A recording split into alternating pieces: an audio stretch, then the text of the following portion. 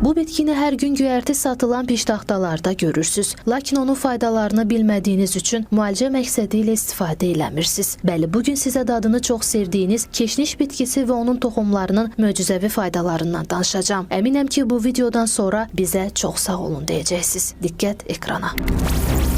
Dəyərli izləyicilərimiz, bu cür videolarımızın YouTube-da çox baxılması məhz sizin əlinizdədir. Elə indi aşağıda yerləşən bəyən düyməsinə basıb, şərh bölməsində fikirlərinizi yazsanız, videomuz YouTube-da daha çox insanın qarşısına çıxacaq. Əgər qan azlığı, halsızlıq, tez yorulmaq ya da depressiya meyillilik varsa, keşniş yemək tövsiyə edilir. Bəli, bu göyərti dəmir ilə zəngin olduğu üçün qan yaradıcı məharəti var. Antiseptik və antioksidan xüsusiyyətləri sayəsində keşniş infeksiya əleyhinə çıxış etməkdə də mahirdir.